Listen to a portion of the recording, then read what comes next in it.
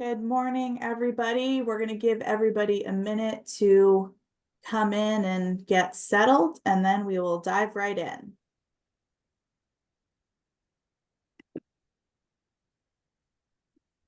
Now that I'm properly caffeinated, The important things. good morning, everybody.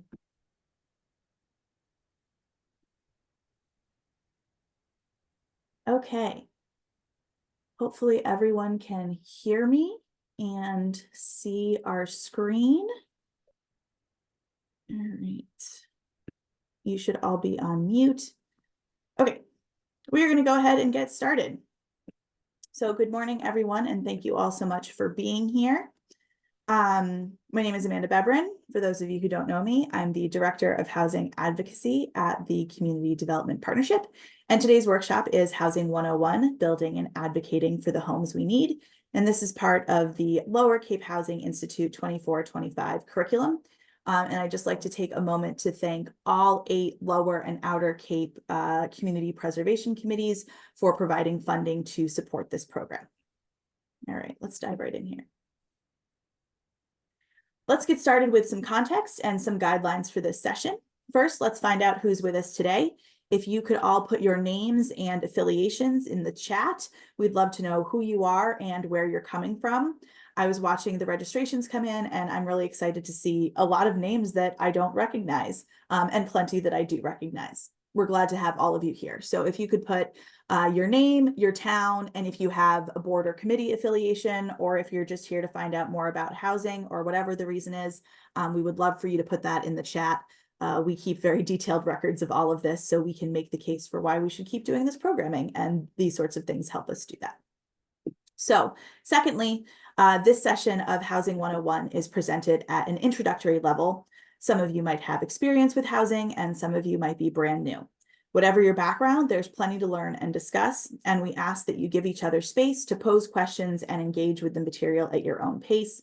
Today's session is really about getting our arms around where our housing challenges come from and some very high-level solutions we can pursue as a region. If you have a question as we're going along, feel free to pop those in the chat. Pelinda, my team member, is monitoring the chat, and we will have time for questions at the end. And now I'll turn it over to Andrea to talk a little bit about the CDP. Andrea? Good morning, everybody. I'm Andrea Aldana. I'm the Chief Program Officer at the CDP, and you'll be hearing a lot more from me later. For those who aren't super familiar with us, the CDP has been around since 1992. We lead the Lower and Outer Cape in building a diverse year-round community of people who can afford to live, work, and thrive here. And to accomplish this, we promote, develop, and manage affordable housing. We nurture the launch and growth of small businesses, and we facilitate collaboration with business, nonprofit, and government partners. Back to you, Amanda. Thank you so much, Andrea. So today's workshop is part of the Lower Cape Community Housing Partnership, which uses traditional community organizing and leadership development strategies to increase the capacity of towns to meet the housing needs of their residents, and we do this in multiple ways. So the Housing Institute, that's today's program, trains elected and appointed municipal officials and staff. We do this through a series of workshops like this one that equip town officials with the knowledge, resources, and skills needed to help their towns create housing opportunities. We also do summaries of all 8 annual town meetings in the spring and whoever has town meetings in the fall. We have a monthly newsletter called Under One Roof that also tracks town updates and provides information on our programs, opportunities like this one's, other workshops, and resources from local, regional, and statewide organizations. Project 365 is our resident advocacy program, and that trains and empowers year-round residents to engage at a local government level to advocate for the needs of the year-round community. Much of that focus is housing, but we also support town efforts support town efforts to develop wastewater infrastructure, initiatives around childcare, transportation, the local economy, and more. We are operating in Truro, Eastham, Harwich, and Orleans these days. So if you're a resident of one of those towns and would like to get involved, please reach out to me and I'll be more than happy to connect you with our team. So the outcomes that we work towards in this program are the towns implement changes in their zoning bylaws that support affordable housing development, that there is an increase in the number of affordable units on each town's subsidized housing inventory, and that towns increase their utilization of Community Preservation Act funding for affordable housing initiatives. Okay, so moving right along. These are the questions we're going to cover in today's session, starting with what is housing and why is it so important? Well, your home is where you spend most of your life. It's where you sleep, where you grow, where you experience relationships. People cannot bring their whole selves to any other aspect of their lives when their home is not safe or stable. So these are the social determinants of health, and these are all the things that we need to have a fulfilling life. And housing meets 3 of these basic human needs. It meets the physical need for shelter, it meets the psychological need for safety, and it meets the social need for family and relationships. Housing is the foundation of a healthy community. Without housing, families are under stress, and the lack of housing undermines mental and physical health. Kids can't arrive at school ready to learn, families can't save for emergencies, retirement, or college, and people can't manage the unexpected. A lack of stable housing erodes quality of life and means that we can't focus on all the other important things in our lives. So, what does a community look like with a healthy supply of housing? Well, it's attractive. A community with a healthy supply of housing actually looks better, it's more interesting, and has more character. Roof lines are broken up, and the community might look more like a village than a suburb. In a healthy community, you'll be able to see a variety of sizes and types of housing, homes that are well sited, and there are good transitions between commercial and residential areas. Housing is also close to the center of town to encourage walkable communities. This is known as village-centered development, and we'll be talking about that throughout today's presentation. This website that's listed here, missingmiddlehousing.com, is a great website to visit to get a sense of all the different housing types besides just single-family homes that can fit in to our communities to give our residents more affordable options. And many of those still fit into this Cape Cod aesthetic that is so prized and popular here. Healthy communities have energy efficient home options. Energy efficient and decarbonized homes save residents money by lowering utility costs, and they are climate resilient. Not only are they cheaper to live in, but energy efficient communities are walkable because homes are sited close to transportation, work, and amenities. And this image is from one of our partners on a project in Wellfleet, Studio G Architects, who specialize in climate resilient and green housing. A community with a healthy supply of housing has homes available for all kinds of people. And so these communities are diverse in every sense, especially racially, economically, and in terms of family size and structure. This image here shows how people's housing needs change as their lives and household structures change. Our current housing market really prohibits people from being able to change housing types, even when their current living arrangements aren't suited to their needs. Many of the towns in the region have undertaken or are working on long-term visions or comprehensive planning processes that spell out their values as a community and their vision for the future. Some common themes in these visioning exercises include broader income diversity among residents, prioritizing and protecting open space, access to other supports, and efforts to build community and avoid social isolation of residents. It's important to keep these values in mind as our towns propose and navigate housing initiatives, because housing is a way for us to work towards all of these goals. All right, let's get into some of the vocabulary and terminology. What exactly does affordability mean?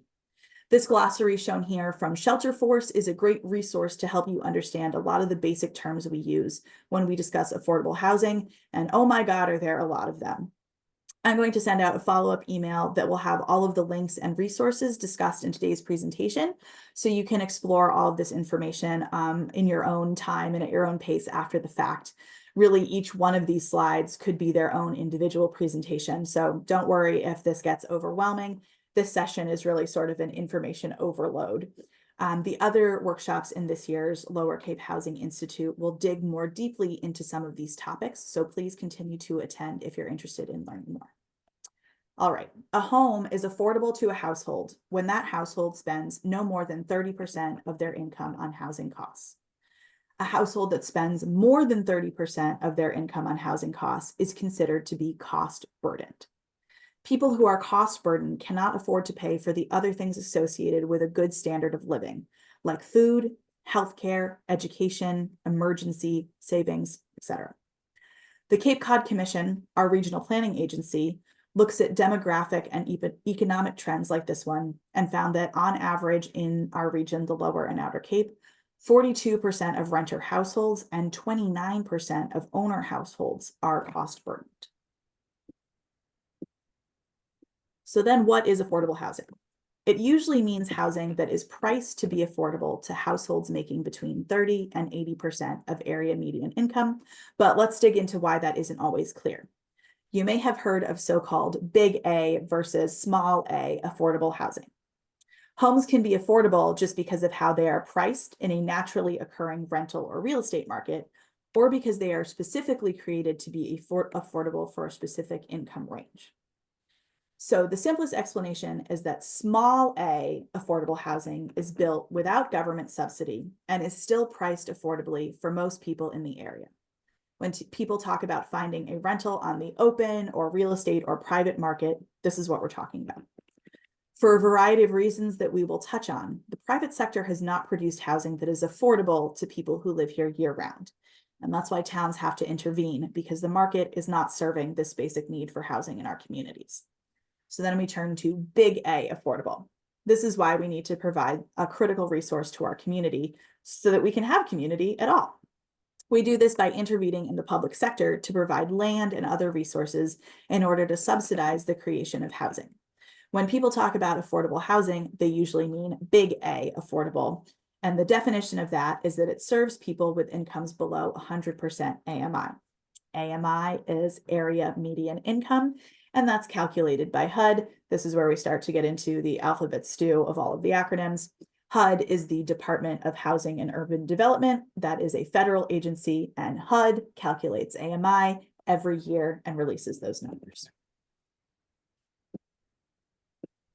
All right, let's look at the AMI numbers for Barnstable County for this year. AMI is calculated by county, not by town.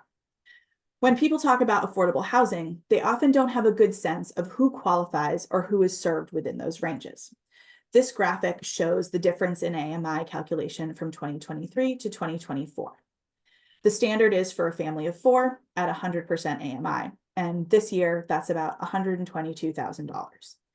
You can see that the Cape Cod Commission looked at the earnings across our region and found that on average, median household income for the Lower and Outer Cape, so that can be multiple earners, median household income is around $82,000, and for individual wages, it's around $56,000.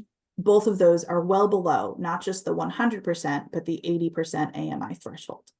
When we consider the types of jobs that are typical to the area, hospitality, service industry, landscaping, supportive services, many of those occupations have incomes that would qualify for affordable housing.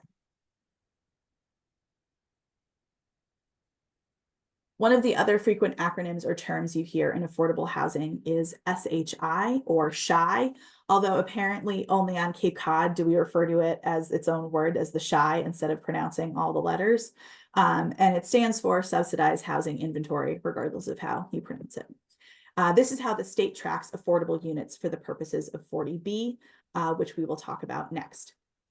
The state encourages towns to hit 10% on their SHI, and there are incentives and benefits for towns hitting that 10% threshold and for making progress towards it each year. These numbers are from 2023, so nobody yell at me in the comments that the numbers are out of date. I know that they're wrong. So for some towns, it's higher. I can tell you off the top of my head that Orleans hit 10% earlier this year, and Brewster is north of 7%. The agency that's responsible for putting out these numbers hasn't updated their list because they've had a very busy year reorganizing and putting out a major piece of affordable housing legislation. But once we get those new numbers, we will update them. All right. Two common mechanisms to create affordable housing are Chapter 40B, and the Local Initiative Program. Chapter 40B is a state statute that provides developers relief from restrictive zoning and an expedited and comprehensive permitting process in exchange for at least 25% of the units created being affordable. It's often called anti-snob zoning, since communities can't object based on density, height, or the aesthetics of the project. Health, safety, wastewater, and environmental regulations do still apply. It has created the most affordable housing in the state compared to any other mechanism, and it provides an incentive to towns to meet that 10% threshold. Once towns have hit 10% SHI, they have the option to refuse 40B applications. MHP, the Mass Housing Partnership, one of our great state level partners, created this handbook for 40Bs to help zoning boards of appeal understand what their obligations are. If you have trouble falling asleep at night, it's a great bedtime read. Some examples of 40B are the residences at Lawrence Hill in Wellfleet, where the CDP is partnering with POA, the Preservation of Affordable Housing, and that's 46 units of affordable rentals that are breaking ground at the end of this month, which we're really excited about. In Brewster, Spring Rock Village on Millstone Road is also a 40B project. That's 45 units of affordable rentals that received funding this year and should be completed in the next 2 to 3 years. So moving on to the other side of the slide, the local initiative program is where an individual developer opts to have a unit or multiple units included on the SHI. In the 40B process, the state has final say over many aspects of project eligibility and just the different pieces of it. But LIP projects allow for towns to have control over much of the decision making. It is important to note that fair housing law and income restrictions still apply. The units have to go through lotteries, and there are a number of regulations that govern how those get done. Examples of LIP units locally include the schoolhouse conversion project in West Harwich, and Habitat for Humanity homes often apply to be counted on the SHI through the LIP process. Excuse me. So why don't we have a healthy supply of housing on the Lower and Outer Cape? Now that we've talked through some of the context of what housing is and why it's important, and the vocabulary of what affordable housing is, let's look at why we don't have a healthy supply of housing in our region.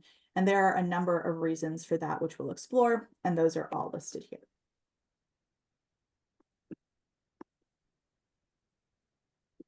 Housing costs are a function of supply and demand. We have a documented low supply of housing and housing production.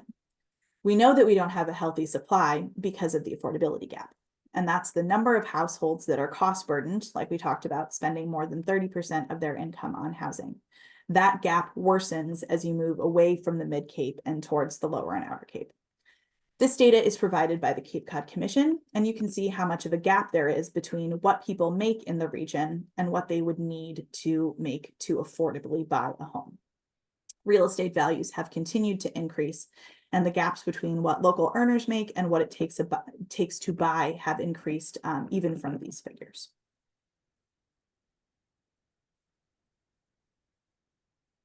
Our housing market is disconnected from local wages and is driven by a number of factors. These include the cost to build. Every aspect of building on Cape Cod is more expensive. Off Cape, it cost about $350,000 to build one unit of housing, and that was pre-pandemic. Pre-pandemic, completed units on Cape cost about $400,000 per unit, in that range. And projects that are under construction or going through the permitting process now on Cape are estimated anywhere from $500,000 per unit up into the $600,000 and even the $700,000 per unit range. It's important to remember that affordable housing costs less to the resident. That's what makes it affordable, but it costs just as much to build as any other type of housing. And that's why it's subsidized. The majority of the Cape is zoned only for single family homes, and that's really the most expensive way to build housing. Vacation and second homes, in addition to a low supply of housing and housing production, we also have a lot of demand for the housing and land that already exists here. At least half of the vacation homes in the state are right here on Cape Cod. So our market is dictated by higher off-Cape incomes, and we really don't have a normal housing market. The result is that land values are high, and local year-round residents are always competing with the buying power of people from off-Cape with higher salaries. We can't talk about our housing issues without talking about short-term rentals and seasonal rentals. The seasonality of our economy and demand for short-term rentals are another driver of this disconnect. Short-term rentals are not unique to the Cape, but coupled with our desirable location, they make up a significant portion of our housing stock. These are units that may sit vacant for most of the year, and it's still more profitable for the property owner. You can see these recent numbers from Provincetown's housing needs assessment that they just completed within the last couple of weeks. And you can see how much money property owners stand to make renting just for a short portion of the year versus renting year-round. Whatever your zoning makes it easiest to build is what you're likely to see more of. The Cape's overwhelming development pattern is single-family homes on 1-acre lots. While every town in the region has ADU bylaws, or those are accessory dwelling units, there are still a lot of barriers to creating these units. And as I mentioned before, very little of the Cape is zoned for multifamily or multiple units by right. On top of all of this, changing zoning takes a supermajority at town meeting, which can be difficult to get approved. Legislation in recent years has changed that threshold for certain types of zoning changes, but not for all of them. Zoning is also limited by infrastructure. It's limited by the availability of municipal water and sewer, which in turn determines how many people can occupy a unit of land. It's called density. Historically, towns have resisted creating infrastructure for fear of encouraging development, especially multifamily housing development. Recently, we've seen septic and water quality issues being cited as a reason not to pursue building at any sort of density. However, we're also seeing a number of towns tackle centralized sewer systems, which is a key to unlocking density. Provincetown has an existing sewer, and Orleans, Eastham, Chatham, and Harwich are all pursuing large-scale sewer projects. And that's a picture of the Orleans wastewater facility up on that slide. All right, a lack of public support, or more accurately, a perceived lack of public support for housing and how this plays into the issue. Many people support housing because they need it. We all need housing. But they're working multiple jobs, or they're taking care of children, or they're uncomfortable speaking up at a town meeting or a committee meeting. A 2018 study watched thousands of hours of planning board meetings to see who showed up to comment on housing initiatives. And the findings were that overwhelmingly, meeting participants were older, male, white, voter homeowners who showed up specifically to oppose housing initiatives. For my town board and committee members in the audience, the takeaway is to be aware of whose perspectives are being represented in meetings and whose are missing. It's worth thinking through the barriers that exist that keep people from participating. Maybe they don't understand how local government works and when they can participate. There may also be language, transportation, or other accessibility barriers as well. And we'll talk about community engagement a little bit later in the presentation. For those of you who are residents and hopefully housing advocates as well, know that showing up to give your perspective is really valuable, and it allows us as communities to make land use policies that benefit all of our residents. All right, let's talk NIMBYs. We're going to talk through some frequent objections so that you can know what to expect to hear and to understand how you can respond to some concerns, and also to understand that NIMBY voices don't represent the entire community, like we just mentioned. This is a really brief slide. We could do a whole presentation just on rebutting NIMBY concerns. There are plenty of credible rebuttals to each of these arguments, and many more that I'm sure I haven't thought of. This is just to give you an idea of how you can respond. So people who are not supportive of housing are known as NIMBYs, or not in my backyard, or put another way, a frequent phrase in affordable housing is, everyone supports affordable housing until it has an address, and then people have concerns. So no matter where you are, it's always the same comments.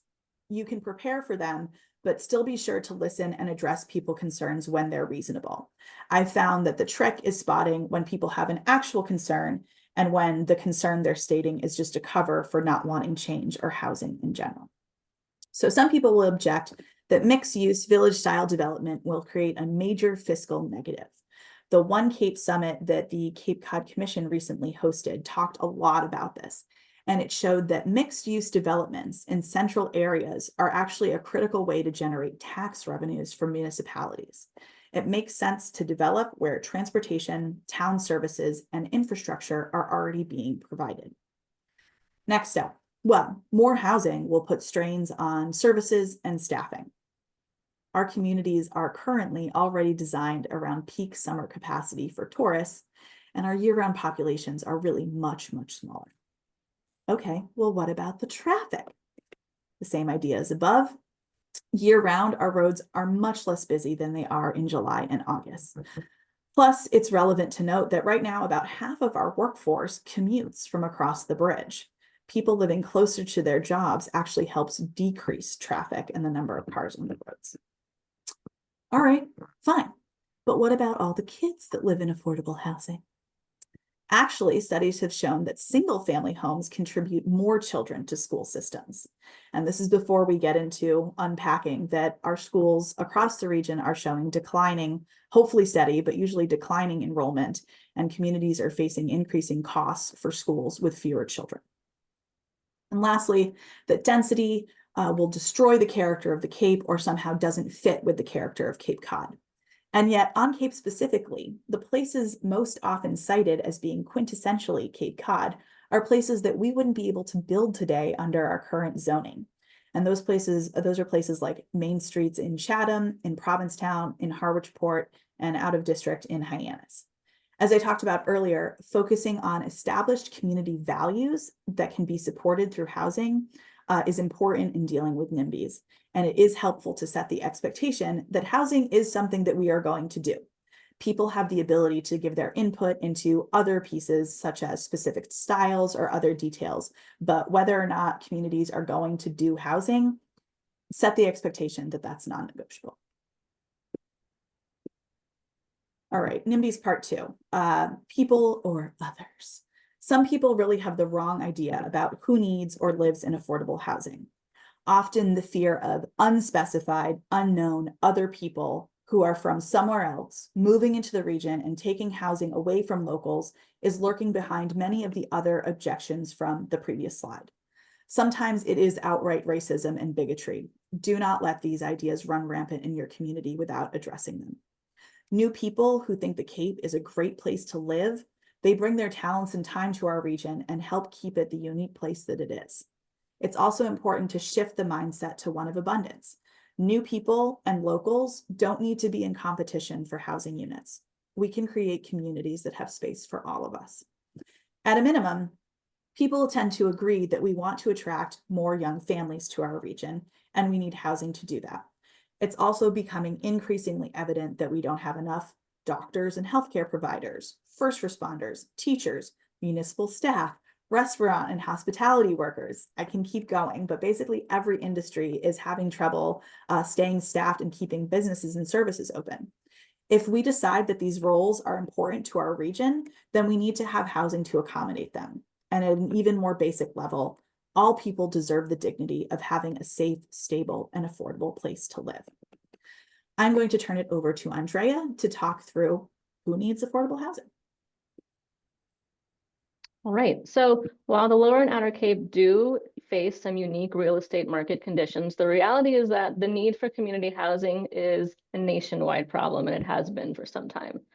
There is not one county in our country that has a matching median home price and a median income. And yet moving housing projects and zoning changes forward is still a slow and difficult process. So let's talk about how you can make the case for housing in our region. First off, know your data. This slide lists a number of data sources that can be used to make the case for why housing is needed and who needs that housing. And again, we'll be following up with all of these resources. A useful way to understand need is to look at recent housing lotteries that have happened in the area. To understand housing at a town level, it's important to get a sense of what the actual needs of the community are. The housing market does not mirror town data. There are other factors driving development that are exclusive of town-specific data. Our housing advocacy team studied lottery data from recent lotteries across the Cape, and we found some interesting trends. So it is absolutely true that a lot of folks are interested in building attainable housing for households above 80% of area median income, and that is certainly a need. And it's also true and continues to be true that we still need units for very low income residents. For example, 58% of the applicants for the village at Nauset Green in Eastham were making less than $30,000 a year. Brewster Woods had 85% of applicants qualify at 60% of area median income. That's less than $60,000 a year. But we also need one-bedroom units. 82% of the applicants are one-person households, and 13% are two-bedroom households. The lottery at the village at Nauset Green and Brewster Woods supports these findings. We also know that the average age of our region is going up, so smaller households need smaller units. Lastly, this data showed that mostly applicants are already living in Barnstable County, although we do want to drive home the point that we want to be welcoming communities to people from all over. Also, in the list of sources are housing production plans and housing needs assessments. Towns do HPPs, or housing production plans, that include a needs assessment, which can give you some baseline data. If you don't have the data you need to make housing production decisions, pay to get it and work with the Cape Cod Commission or us to support you. Towns that have recently done or are doing this process include Provincetown, Orleans, Chatham, Brewster, and Harwich. We encourage you to reach out to these towns, ask what they learned, ask any best practices that you can adopt in your own town. These plans set out not only existing and future need, but set goals and prioritize strategies to create housing.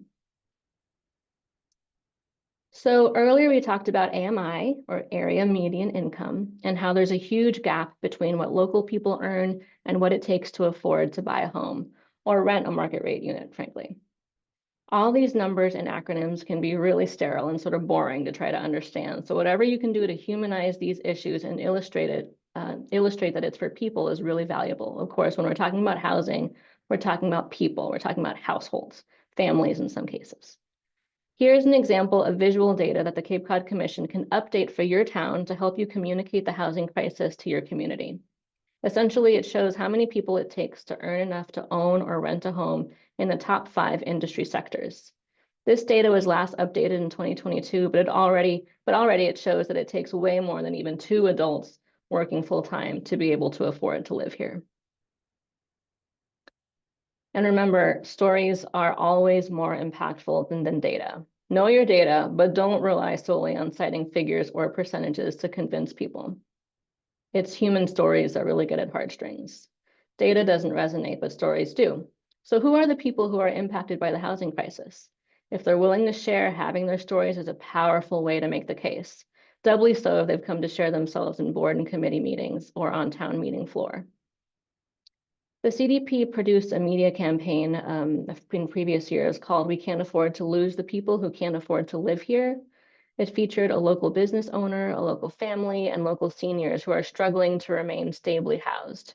You can see some of the materials here, and you can visit our website for short videos so that you can share in your communities these folks' stories. And of course, if you want some of this content to be able to put into presentations, we're happy to give you high quality images as well. So I'll turn it back to Amanda to talk about what affordable housing can look like. Unmute myself. My dog came back from her walk and was very excited. So didn't need you all to hear the barking. Thank you, Andrea. All right. What can affordable housing look like? So the elephant in the room is that historically, affordable housing didn't used to look too great. Thanks to the Fair Housing Act creating rules against segregation, we know that affordable housing developments are more successful when they mirror organic neighborhoods that are made up of diverse households, especially diverse incomes. I know we just said that the lottery data shows that we need smaller units, but the future is really intergenerational housing that allows for one-bedroom units as well as units for families. Shifting our development patterns and mindset away from single-family houses on large lots to multiple unit developments, including in village centers, is going to take some work, and that's why we're here today. So we allow for large single-family homes to be built by right, but the same design and square footage gets rejected when it houses 4 units. Or a number of units gets proposed for development, and without even seeing what it could look like, people turn out to oppose the project for being, quote, too dense. The numbers really can be meaningless, and a talented architect and team can make a range of units look great and still fit in with the surrounding area and character. Housing can be dense and look good and fit in with our communities. And we really need to embrace density, including focusing on developments of 40 units or more. And here's why. It takes the same amount of time, energy, and engagement to build 10 units as it does for 100 units. Very low income households need the support of on-site property management, and developments with fewer than 40 units cannot support on-site property management. Larger developments also allow for workers to live on site, and that's really important to have staff for senior housing specifically. Additionally, a major source of subsidy is the low income tax credit. We'll talk about that a little bit more later, but when that's removed, it leaves a huge funding gap that has to be filled by town resources. And the low income housing tax credit really can only be used for larger developments. Finally, larger developments with increased density are the best way to have more mixed income, intergenerational neighborhoods. They're also a great way to preserve open space and protect our natural resources by having smaller development footprints. Focusing on design rather than what's going inside a building is a way to assuage fears about character. Barnstable, downtown Hyannis specifically, is already seeing a great pipeline come out of moving to design standards or form-based code on Main Street.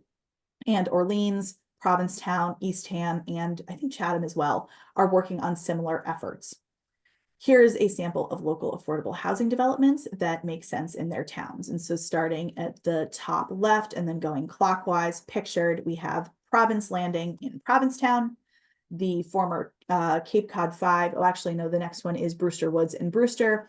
Underneath that is a rendering of the former Cape Cod 5 headquarters on West Road in Orleans. And then finally, Thankful Chase's Pathway in Brewster.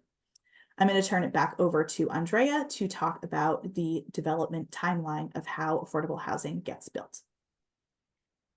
So getting affordable housing built is a complicated, complex, and sometimes very, very long process. And that's even when everything goes smoothly. The MHP, or Massachusetts Housing Partnership Housing Toolbox, was developed by MHP and CHAPA, another statewide organization you should be aware of. CHAPA stands for Citizens Housing and Planning Association. And this toolbox is for developers and towns, and frankly, anyone who's interested about housing. It's a really good resource to dig deeper into the process of developing housing. For today's session, we're going to give a brief overview of the various parts of the development timeline and important considerations along the way. While these steps can also apply to affordable home ownership developments, for our purposes, we're talking about permanently affordable rental projects. So development takes time and very special expertise and a lot of money. Towns should partner with developers to create housing. Towns should not be in the business of being the developer themselves. The development timeline includes these steps. So there's a planning phase, developing a development strategy, there's pre-development activities, then the town needs to write an RFP or a request for proposals from developers. Once a developer is selected, there's a permitting process, and all of this is before construction can actually begin. Once construction is complete, since they're subsidized projects, there are ongoing occupancy and certification operations that continue for the lifetime of the project. So I'm going to give you just the highlights of each phase of the development, or we'll be here for another 5 hours. So the planning phase is when towns conduct their housing needs assessment, right? So when you set your goals, you select your strategies, you get an understanding of your capacity to implement projects. This is also a time to develop an action plan that identifies who in the town is going to do what and when, right? What are all of the different roles for the boards and committees in your town that are aligned around housing? Creating a development strategy outlines the who, what, where, and how of a community's affordable housing needs, and it's an extension of the needs assessment. It also gives you a sense of which funding sources you need to be applying to which activities. In the pre-development phase, towns will do site analysis, will review local and state regulations, and will do preliminary engineering and design. This is also when towns will conduct preliminary financial feasibility, and it's also a best practice to measure the projects against the town's goals, strategies, and again, capacity, right? This is the time to consider if the town has enough funds to meaningfully contribute to the project, and if the number of units that will go on the SHI, or subsidized housing inventory, is worth the effort to make the project happen, right? We always want to be focusing on impact. Moving right along. The next stage is crafting and issuing the request for proposals, or RFP.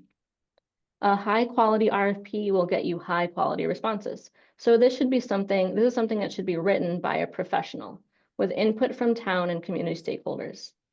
The key to a good RFP is to balance requirements with enough flexibility for developers to be able to respond at all and to come back with responses that showcase their skill and, frankly, creativity. Evaluating the responses to the RFP is also a point where towns could seek professional support from a financial consultant. Affordable housing finance is extremely niche, and even people with general finance backgrounds won't be well-versed in what they're looking at. Our next Lower Cape Housing Institute workshop is all about RFPs and developer selection best practices, so more on that next month. So once a developer has been selected, the project goes through the permitting process. This is often where NIMBY lawsuits tie up progress, so it's really crucial to continue to engage with the community and do outreach to the abutters and neighborhood so that they have accurate information about the project and any impacts on them. The CDP did community engagement work for our own project at the residences at Lawrence Hill and provided engagement services to the community builders, that's the developer, for their Province Post project in Provincetown. As a result, both projects were able to move through the permitting process within a matter of months with no objections, which is an outcome that's almost unheard of in affordable housing development and frankly shocked many of our partners across the state. So construction comes next, and that covers everything from selecting a general contractor to overseeing construction, developing a management plan, and preparing for occupancy by developing an affirmative fair marketing housing plan.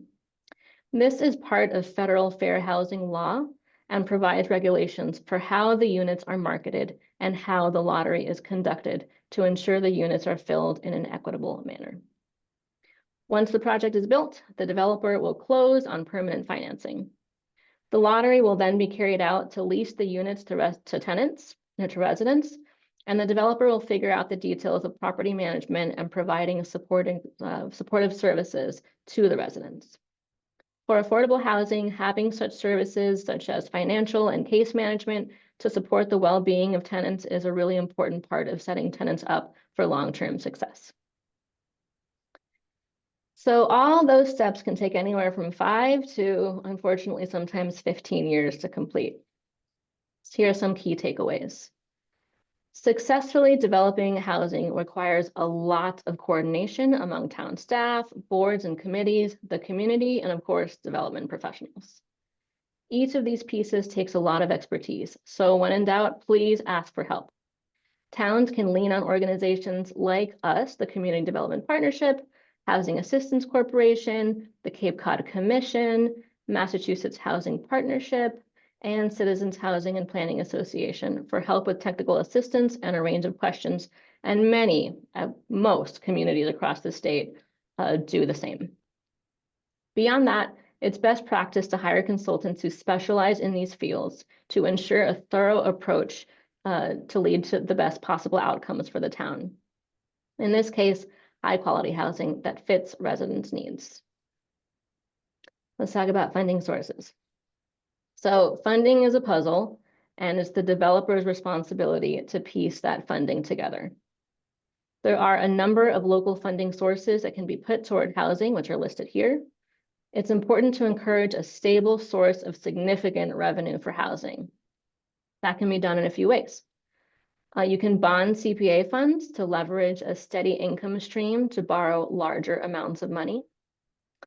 You can know the amount and status of short-term rental tax monies. 7 of 8 towns have policies to allocate funding to housing or housing-adjacent priorities like wastewater infrastructure. For the Lower and Outer Cape for fiscal years 21 to 24, the short-term rental tax generated $44 million in revenue for our communities, and we can be putting that towards housing. Transfer fee legislation was proposed as part of the Affordable Homes Act, and it didn't get included. A number of towns have home rule petitions to use transfer fee funds for housing, and they're waiting for state legislature approval. And the deed's excise fee increase can also be used to generate revenue for housing. But it is always going to be true, because of our market conditions, towns will need to contribute a significant amount of local money in order to leverage state and federal money.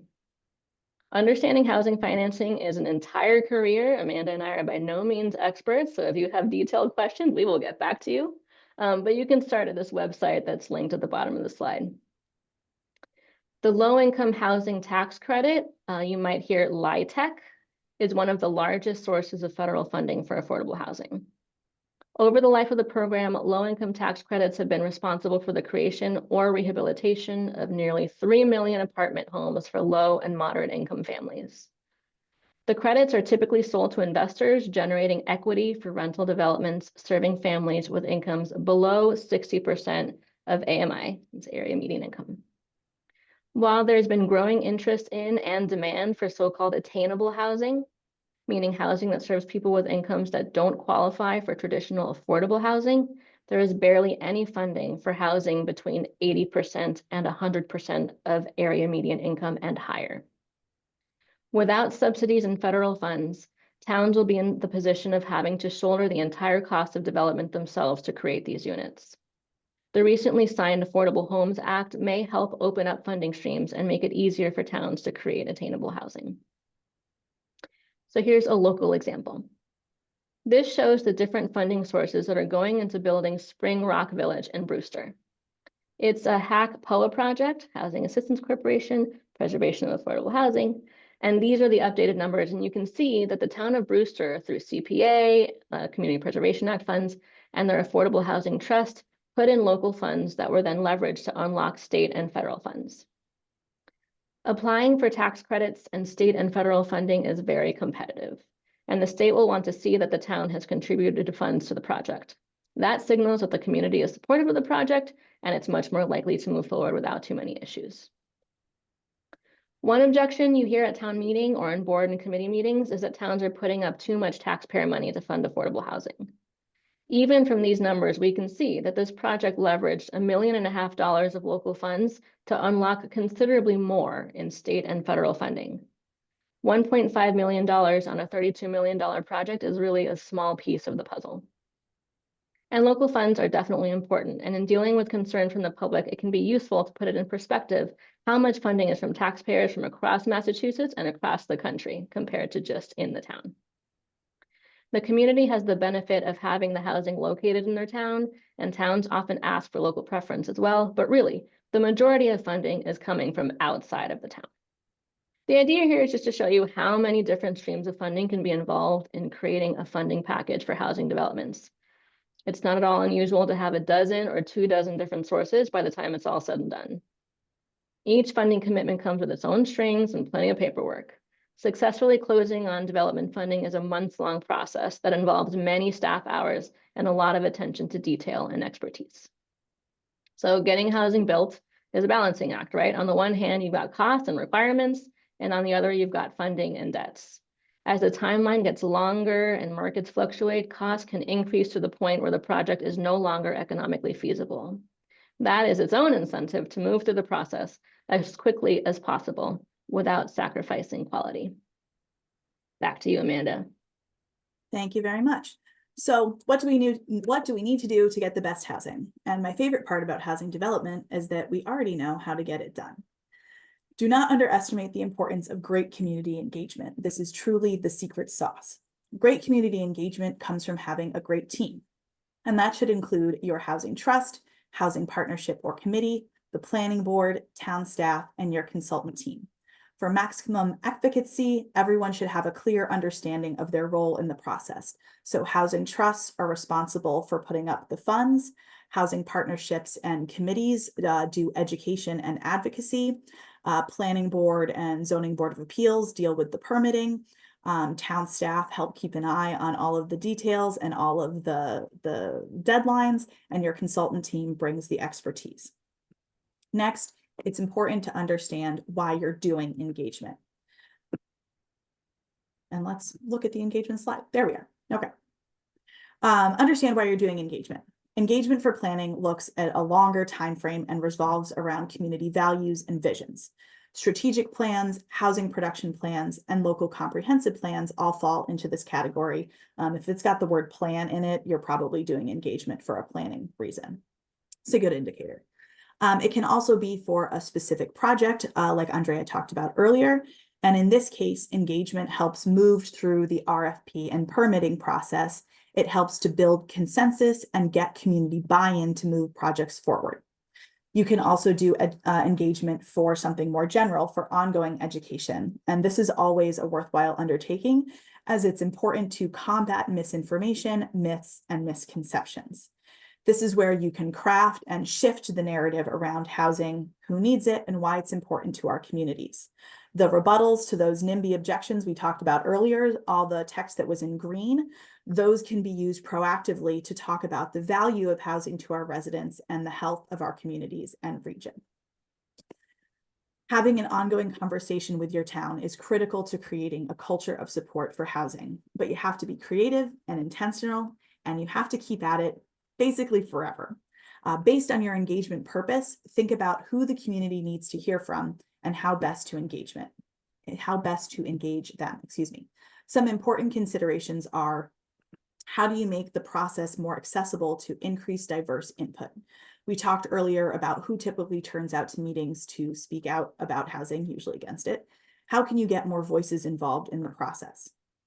You can think about strategies and tools for multiple ways to engage. Some of those strategies could include surveys, in-person visioning exercises that include visual preferences, letting people vote for ideas or designs they like with stickers or sticky notes, having them write or draw ideas or write down places that they love and tell you why, so you can try to recreate those same experiences. Using Legos to imagine different building compositions is always a fun time. And you can even consider walking and site tours to let people experience the places and the scale of the site in real time.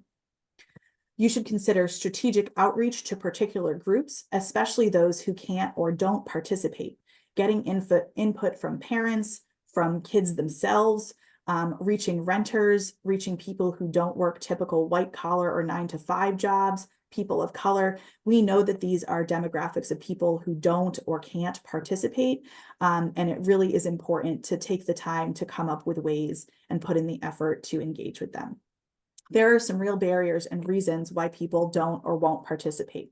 It's not enough to just put out a survey online or hold an evening hearing or forum and call it a day. True engagement is iterative and repetitive. For every engagement process you undertake, part of that process should be evaluation and reflection on who participated and whose voices are still missing.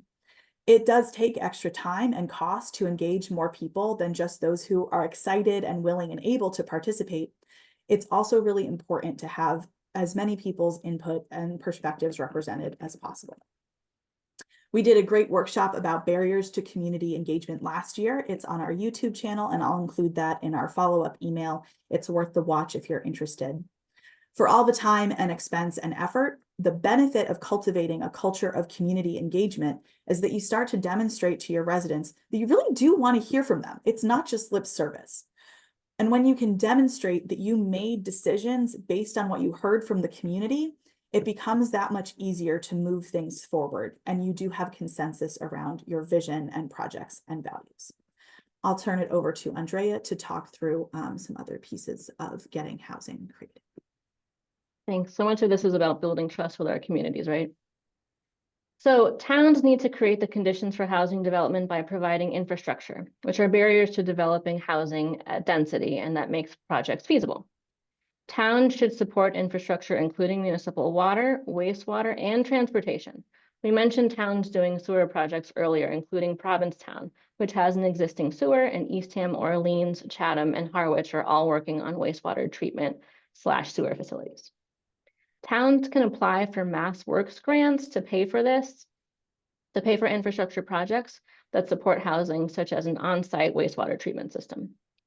A great example of this is our project with POA, Preservation of Affordable Housing, at Lawrence Hill in Wellfleet, where the town of Wellfleet applied for a MassWorks grant to construct a sewer plant that will serve not just the 46 units of housing, but also the fire station, the police station, the elementary school, and some nearby homes.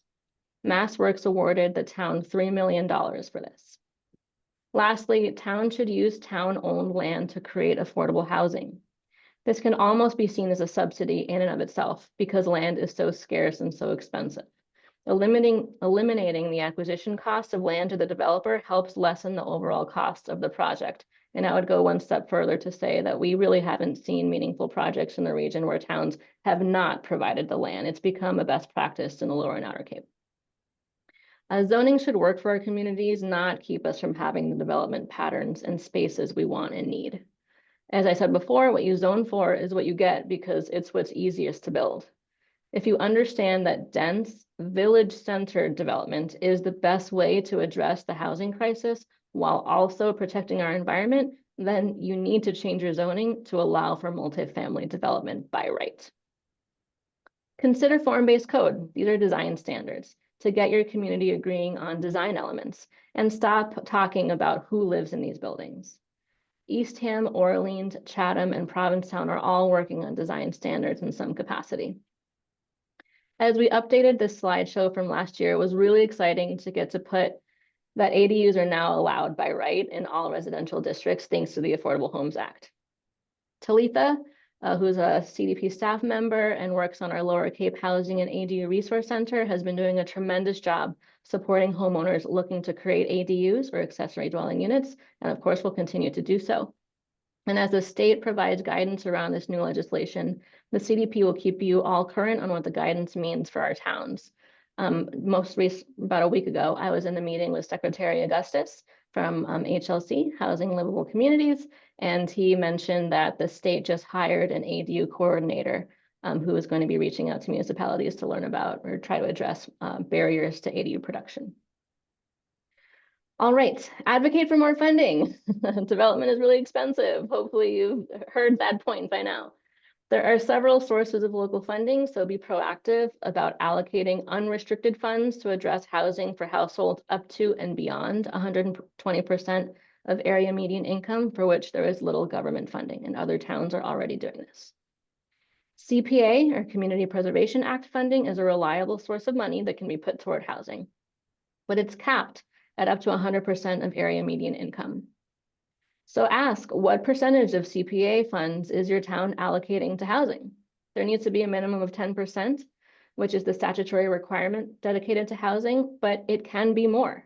Other towns have created policies to allocate more than 10%. Regardless of the amount, are the funds actually being used? Then are funds automatically transferred to your Affordable Housing Trust, or is it harder for the trust to have to ask for funding every year? We spoke earlier about short-term rental tax funds as a source of revenue. If you don't already, find out what your town's current policy is for allocating these funds. Only a couple of towns have policies that explicitly allocate short-term rental funds to housing, and only Provincetown devotes 100% of its short-term rental funds to housing. Eastham, Orleans, and Harwich are all dedicating their short-term rental funds to their wastewater or sewer efforts, which of course is housing adjacent. The availability of sewer helps unlock density, right? So we're supportive of towns using their short-term rental funds in that way.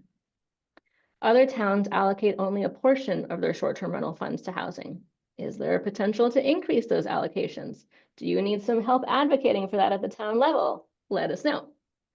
We know that short-term rentals continue to be prevalent and are a growing part of the region's housing issues. They're also a growing source of revenue.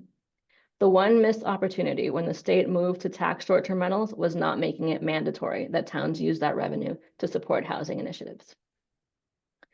Short-term rental receipts are especially valuable because, unlike CPA funding, it's unrestricted, right? It's not tied to household income and can be put toward whatever projects, programs, or initiatives the towns want to support. As the region continues to think about how to tackle attainable housing, seasonal workforce housing, and affordable home ownership opportunities, keep in mind that short-term rental tax receipts are a steady source of unrestricted funds. In addition to bonding, cell tower lease funds, and the others we mentioned earlier, towns should also be on the lookout for new sources of revenue, The more money towns can contribute to housing, the greater the range of options and opportunities that they can pursue. And the better it can look, frankly.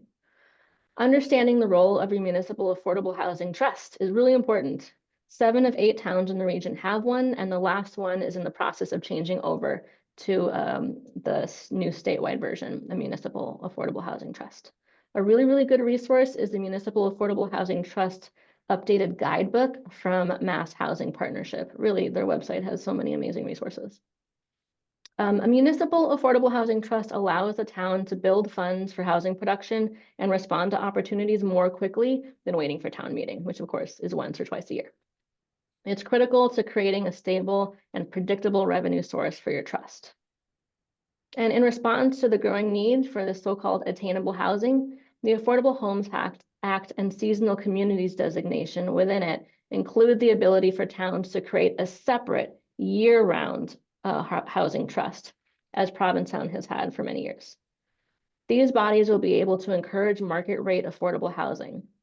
It also is going to require an unrestricted funding stream to focus on non-CPC funding streams like short-term rental tax revenues, or possibly a local option real estate transfer fee, if we can get it past the legislature.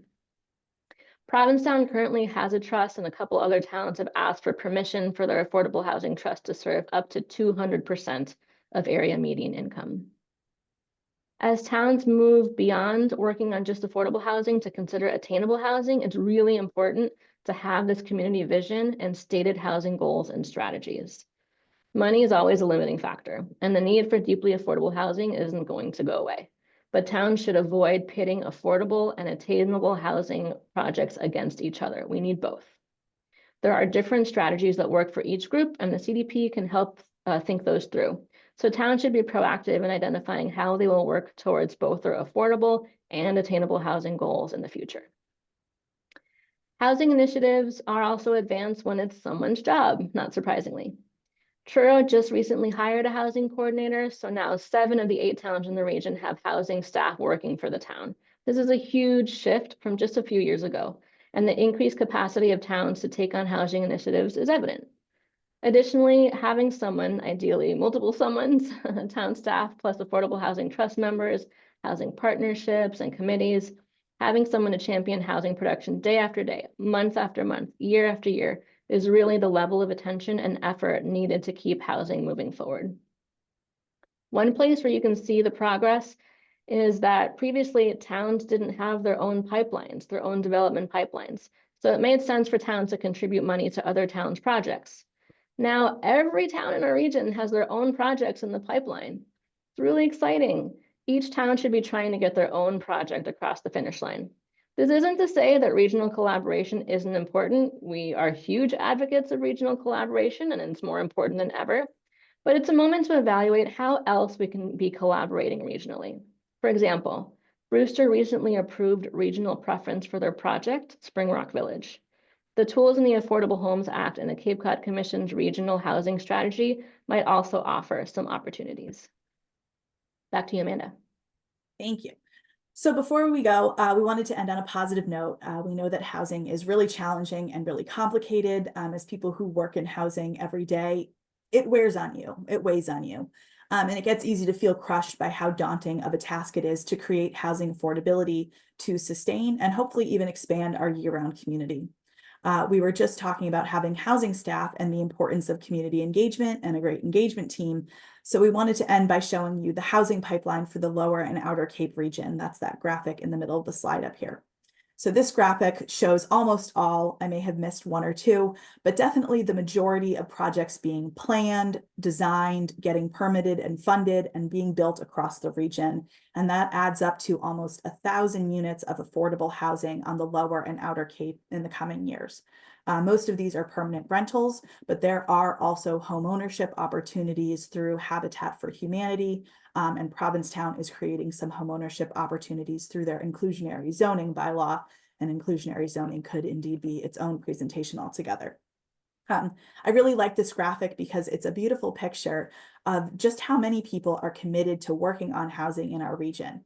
Each one of these dots represents countless hours and hours and hours of board meetings, planning sessions, design and study, and crunching the numbers on financial feasibility, community engagement, getting input from residents, town meeting votes, votes at the ballot box to approve funding. People showing up with their time and their voices and their tax dollars to confirm that housing isn't just something that we say is important. Housing is something that we do and that we work on and that we'll keep working on.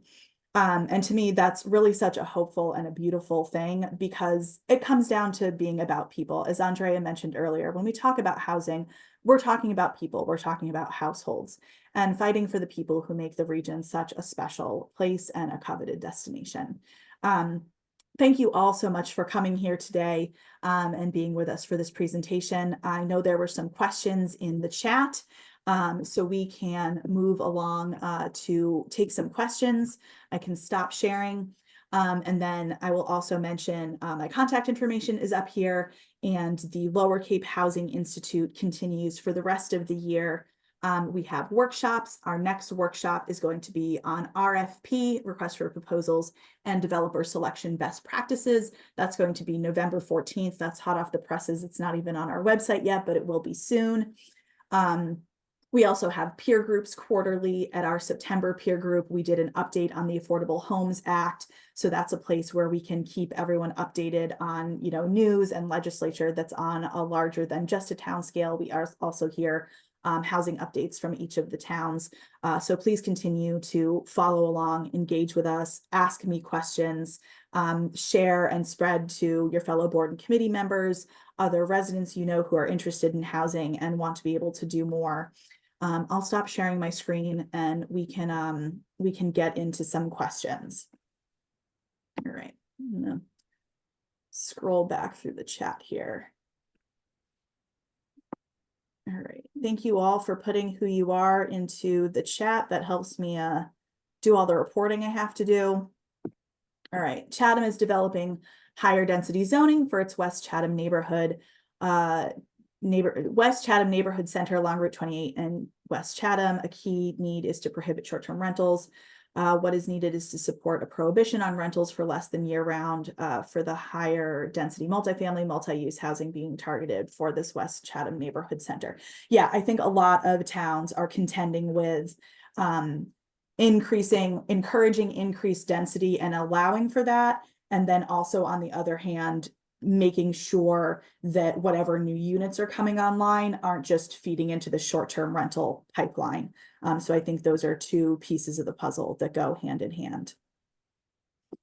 I believe the new state affordable housing rules allow year-round restriction in resort communities. Yes, so we made reference to the seasonal communities designation, which is a part of the Affordable Homes Act.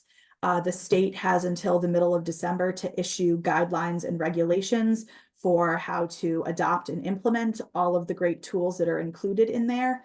All 8 of the Lower and Outer Cape towns and the Martha's Vineyard and Nantucket are automatically included in that seasonal communities designation. And there are some special tools just for us in there.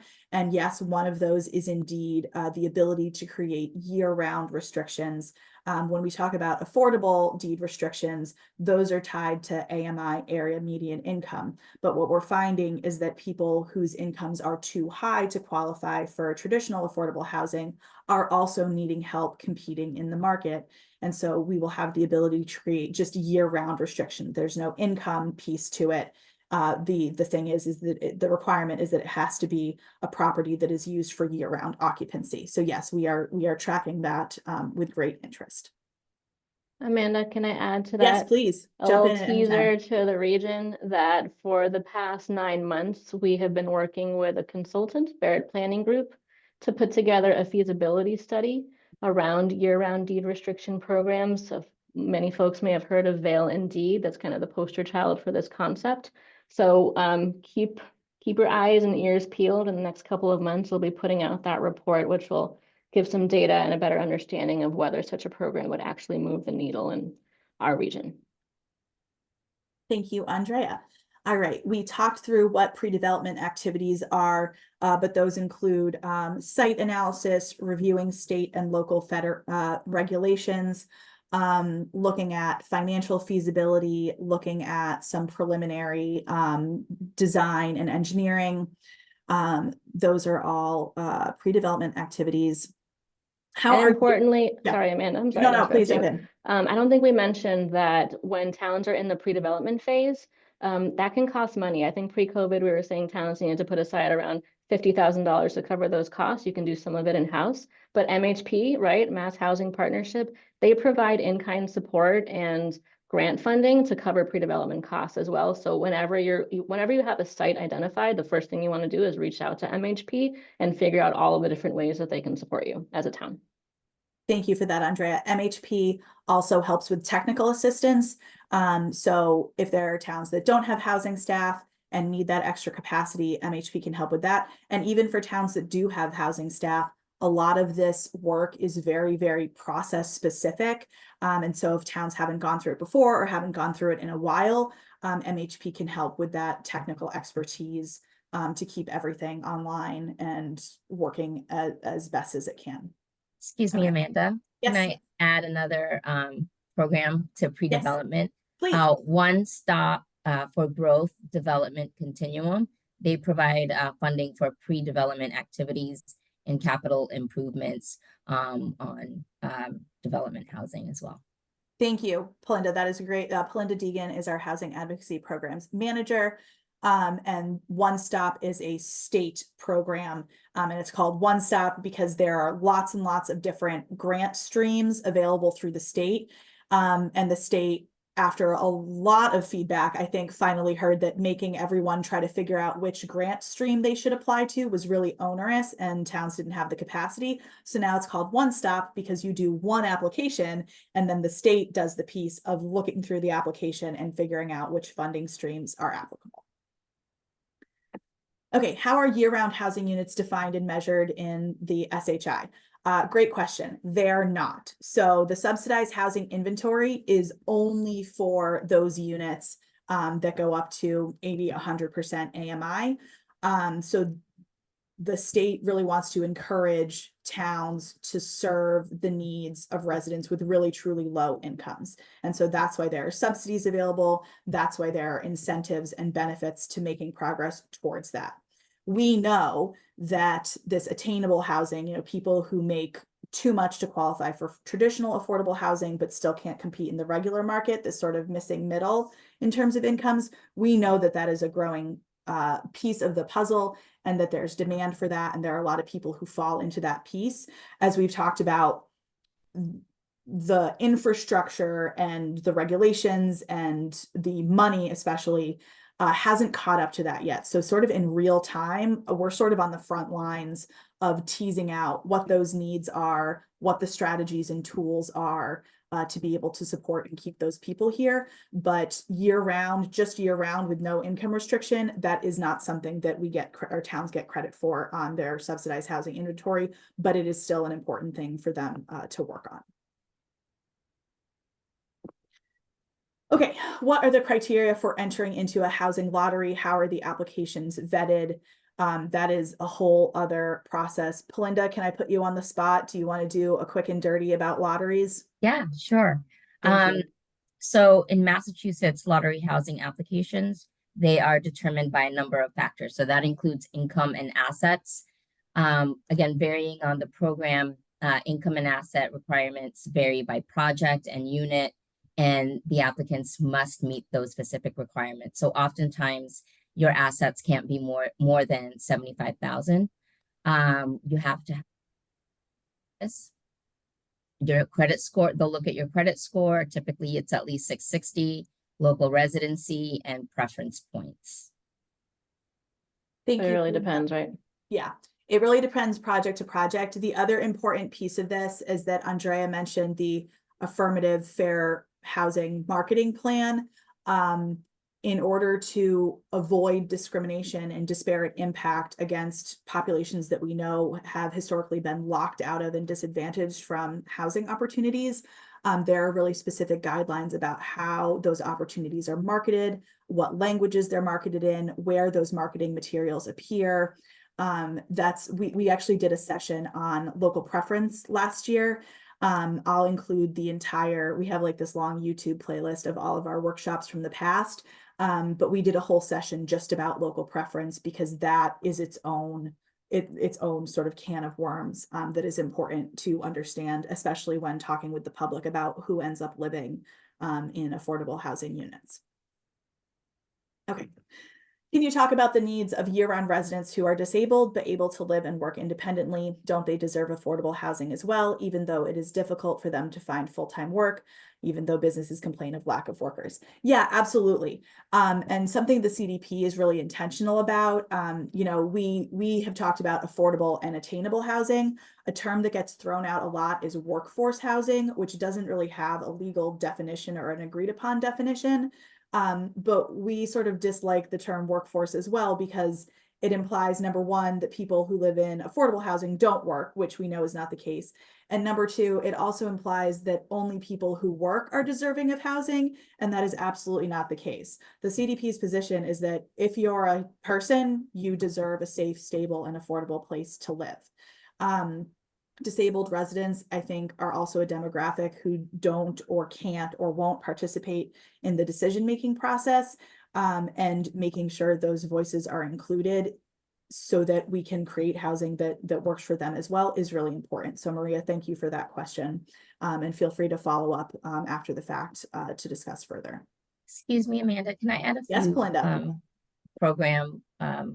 programs for the disabled population? So I'm involved with capabilities. So there's a few programs specific to the disabled population. So Section 811 is supporting supportive housing for people with disabilities. It's a HUD program, and it provides rental assistance and supportive services for low-income adults with disabilities. That also includes Section 8. That's a housing choice voucher.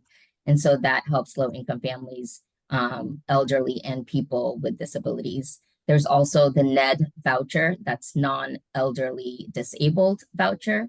There's also the New England Village Adult Residential Services Program. There's Centers for Independent Living, so that's a private nonprofit run by and for people with disabilities. And then finally, there's Massachusetts Office of Disability.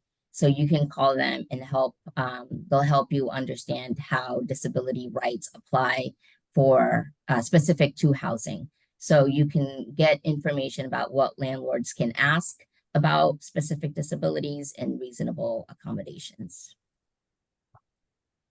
Thank you so much, Belinda. All right, that I think takes us through all of our questions. Look, we got through 8 minutes fast. Wow, we're so efficient. As we said, this is just Housing 101. This is really meant to be a very brief, brief overview, but housing is tremendously complex. Each of the different pieces and facets really is its own discipline or area of expertise. And so we continue to explore all of these questions throughout the Lower Cape Housing Institute year over year. So please continue to follow along. You can sign up for our newsletter, and we highlight when these workshops and peer groups are going to be. Myself and my team are available all year round to field questions. Never feel like you're asking a stupid question. I'm always happy to have coffee or hop on a Zoom or a phone call to explain things. If you're interested in housing and knowing more and getting involved in the community to move housing initiatives forward, that is my role and my team's role to be here to support you. So thank you again. I will get the recording and all of the resources out to all of you either by this afternoon or the latest on Monday. Thank you for a tremendous first workshop in our 2024-2025 programming, and have a tremendous weekend.